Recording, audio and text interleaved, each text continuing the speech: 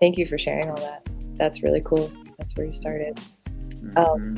You made me think of a nice analogy for part of this topic.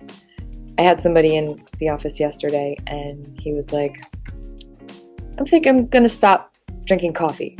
I was like, okay, great. Does that feel good to you? He's like, as soon as I said that, I want to go get a coffee right now. And I was like, okay. Does that feel right to you? In his mind, there were only two options, coffee or no coffee. And so the minute he said, I think I want to stop coffee, the bounce back thought was, I want coffee.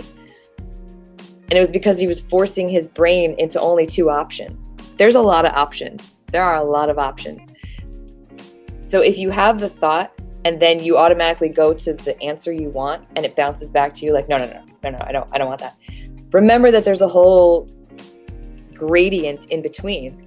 And so have the thought, but take time to sit with the thought and go, okay, I automatically went to my normal, which is I'm just going to stop drinking coffee. It bounces back to me immediately and ricochets back at me. Okay, great. That's not the answer. What is it? Oh, I want to have my coffee at a different time of day. Oh, I want to change how much coffee I'm having. Oh, I want to add coconut oil to my coffee. There's a million options, and it's not options. There's just what your body and your mind and your heart actually want. And so if you are having a thought of change and you automatically go to what you think the answer is going to be, and it automatically, you hit a wall, that doorway is open. You recognize that because you're having the thought. Your brain cannot take you to places that you have never been before. So you have to sit and you have to let it just happen. So it just takes 5 minutes. Just sit. Okay, I don't think I want to have coffee anymore. Why don't I want to have coffee anymore? Ooh, I feel it in my body here. Okay, I don't know what that is. Ooh, I feel like I'm having too much in the morning. Oh, I'm dehydrated in the morning before I need to have a glass of water, maybe wait an hour and then have my coffee. Yeah, that feels right. Okay, great. I didn't have to get rid of coffee. I just had to change it and get some water in me beforehand. Fantastic. That is applicable to everything. So remember, you're having these thoughts for a reason, but you have to, this is where the brain work comes in. You have to create a flexible mind so that the information can come through you. And that's true if you're a chiropractor or not. This is life. This is being human. We get so regimented in our minds of what we think the answer is going to be based on what we've learned from our environment, from other people, based on what we think is right. There is no thinking in right. There is no thinking in wrong. There is no right and there is no wrong. It is just this. And this is always going to be right. Even if it looks shitty, it's still right because you have to go through it. So you have to apply two concepts to yourself when you are starting to do this listening that we were talking about before. One, get out of the brain, get into listening deeply, and your body will tell you. You'll maybe identify like, ooh, I think about coffee and I got a pain in my shoulder. What's the pain in my shoulder? Just sit with it. Just keep asking the questions. What's there? And feel what's actually there. Recognize if you have a random memory all of a sudden as soon as you think about your shoulder. Oh my God, I didn't know those were linked. Okay, and you just keep following the breadcrumbs.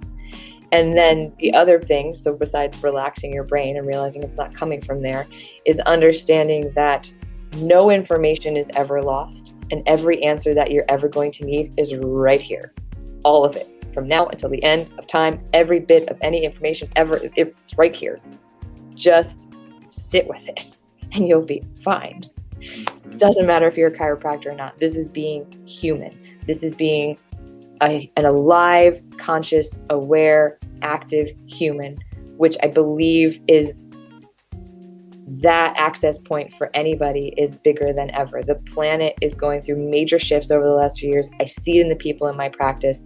People want to know how to wake up inside themselves. And as chiropractors, it's not about adjusting. It is about waking up inside yourself. And so if you learn how to wake up inside yourself, no matter what that process is, you are going to be able to help people wake up inside themselves with your words, your adjustment, your action, a hug. It doesn't matter. Just do it. I don't know why I just did that. Yeah, and I am that as a chiropractor. What you just described, I am that. I was that before I was even knowing that I was going to become a chiropractor. I was that person that was sitting with my questions of what is going to make me happiest? How can I see myself doing something that's going to be exciting, that's going to be alive for me? And what you just described, I am that. Like, I was that. That was the seed that was planted inside of me of just find the best path for you based on what you love. Find the best path for you based on what you get excited about doing.